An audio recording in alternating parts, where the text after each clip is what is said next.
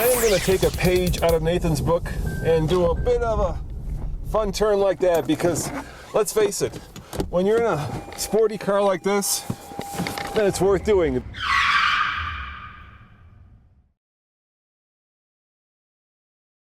This is a brand new Lexus IS350 all-wheel drive F-Sport. And of course the question is it worthy of that F-Sport badge? Coming up next on the Fast Lane Car.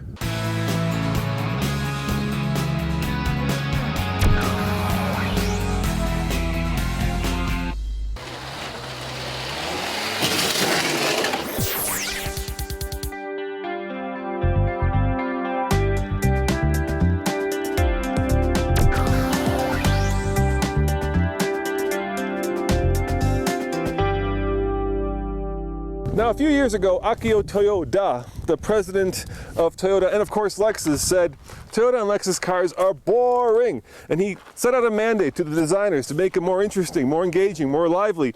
And this is the result. Basically a car that's gone from vanilla to, well, Cherry Garcia.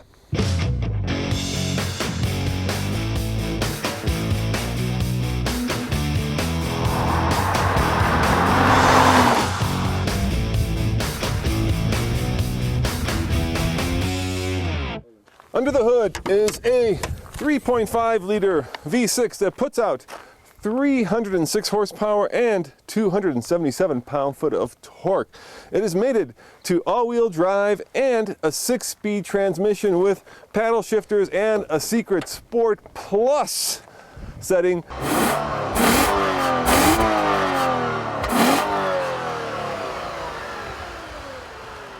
You know what? It sounds okay. In a day when they pipe the engine noise back into the cabin to give you a feeling of sportiness, you know, it's okay. It's not like a small block Chevy in the Corvette, but my favorite part is, Kyle, move the camera over here. Watch what happens when you rev it. Oh, you gotta love that. Check out how it turns red. Let you know that you're in the power band. Voila! Look at that. Plastic cover, more plastic. At some point you finally reach metal. Oh, I miss the days when you could actually see the engine and appreciate the craftsmanship and the work that went into creating a beautiful block of metal that powers a beautiful car like this. But we live in the wrong day and time. Whoops, almost forgot something.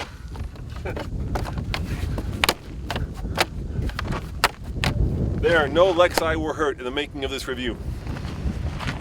Sport Plus Plus. Here we go. It says, oh, okay.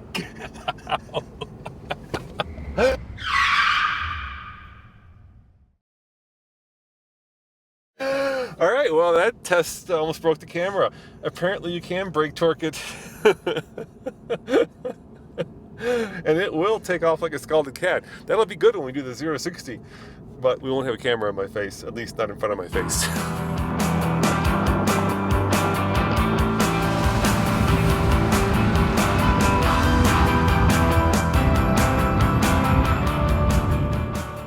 From a design standpoint of view, this is the most aggressive Lexus since perhaps the LFA. I love this grille, and I especially like this design cue. It's this cutout LED that's not part of the headlight cluster. It's unique, and I think it's something that sets this Lexus apart from the rest of the competition. So the question I asked at the very beginning of this review is it worth the F-Sport badge? Of course, BMW has their M cars, Audi has their S cars, the list goes on and on. But the difference between those cars and this Lexus, of course, is that they have more horsepower.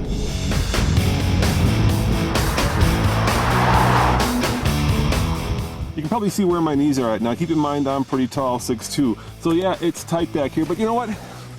I kind of like that because unlike the current 3 Series, which is much bigger, almost a 5 Series in fact, this car still retains that kind of small car, sporty sedan size. And when you're in the front seat, it doesn't matter. When you're back here, yeah, it's tight, but you know what? You're not buying this car to transport a lot of people in the back seat. I think you're buying it because it handles well and it's fast and fun to drive. This car does have a unique feature in this little rotary dial, and when you turn it, what happens is you go from a mild-mannered sporty car to a very sporty luxury car. When you go into S Plus mode, the steering sharpens up, the suspension gets more taut, and of course the shift points change so that when you floor it like this, you're right where you want to be in the power band. But, and this is a big but for me, it still only has, and I say only with trepidation because 306 horsepower is a lot. I remember I had a 300ZX twin turbo that had 300 horsepower, and man, in the day that was fast. Now 306 is nothing to laugh at, but if you're into M car territory or Audi S territory, you really need something that has more power.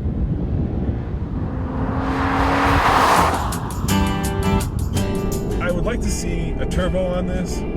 Maybe even since it's a Toyota underneath, I'd love to see some kind of a hybrid system like the GS that gives it more power. I think the perfect number would be about 400 horsepower because even though the steering is very tight and the engine note is aggressive and the car really does transform into a very sporty sedan, 300 horsepower today, just not enough, guys. You really need to get up there and give it some real in-your-face, I'm gonna scare you when you floor it. I'm gonna burn some rubber.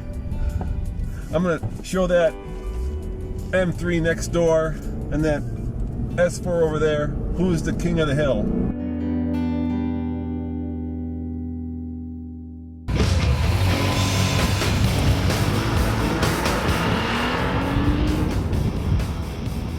I'm gonna torque it a little bit. All-wheel drive. There it goes. Good takeoff. I've got it floored. There's the power. And here comes 60 right there.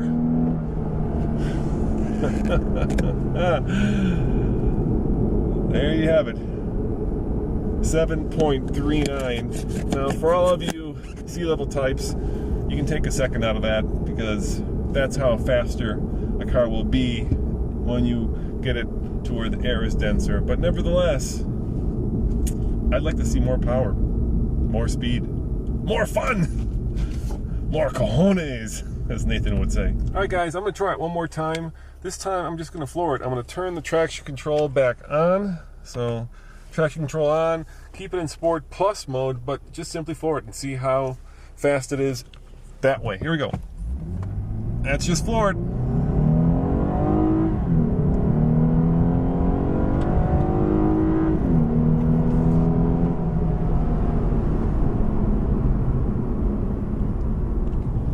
Yep, a little bit slower, so can't get below 7 up here at a mile above sea level. Maybe if like Emmy tried it, she'd probably do it. She's much lighter than I am. On the TFL scale of buy it, lease it, rent it, or forget it, I'm gonna give it 2 ratings. If you're looking for a luxury car that's sporty and fun to drive, then definitely buy it. It's a sexy beast. However, if you're looking for a sports car that's fast and furious, then I say lease it because it needs 100 more horsepower. It's that simple. As always, this is Roman reporting for the Fast Lane Car. Thanks for watching and see you next time. Ciao.